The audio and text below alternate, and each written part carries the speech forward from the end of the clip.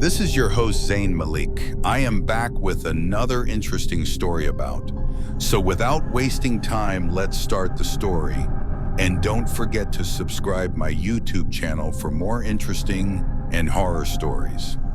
It was a little after 2:30 a.m. when Amir, an Uber driver in Dubai, accepted a final ride for the night. The request came from a deserted side street in Deir Ez, where the orange glow of the streetlights barely touched the pavement. The app said no name, and the passenger had a 5-star rating, but no profile photo. Amir hesitated. It was late. The area was known to be a little sketchy at that hour, but money was money. When he pulled up, the street was empty. Not a soul in sight, just a single flickering lamppost and rows of shut shops. He almost canceled the ride when he heard the back door click open. A man in a black Kendura got in.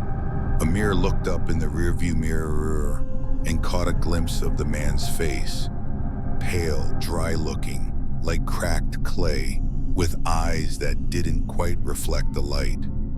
He didn't speak, just stared ahead. Amir cleared his throat. "Salam. You heading to Al-Qusais?" The man nodded once, slowly. Amir put the car in gear and drove. The first 10 minutes were silent. The only sound was the occasional hum of wind and the distant call to prayer. Then the man spoke, softly. "You shouldn't have picked me up." Amir chuckled nervously. "Why's that?" "You were not meant to see me. Not tonight." Amir gripped the wheel tighter. "You feeling okay, brother?" No reply. The man just kept staring out the window at nothing. Suddenly, the app glitched. The map turned blank. The route vanished. Then the screen flashed a location. Al-Dhafra Cemetery. Amir glanced back.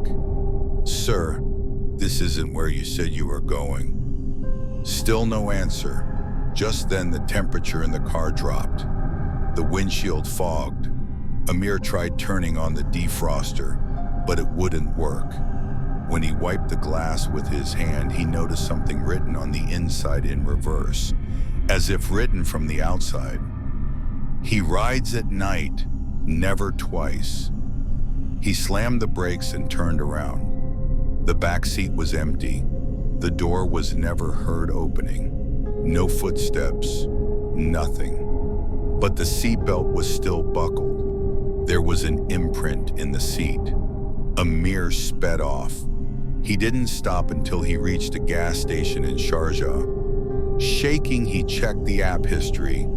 There was no trip logged, no fare, or record of a pickup or drop-off, like it never happened.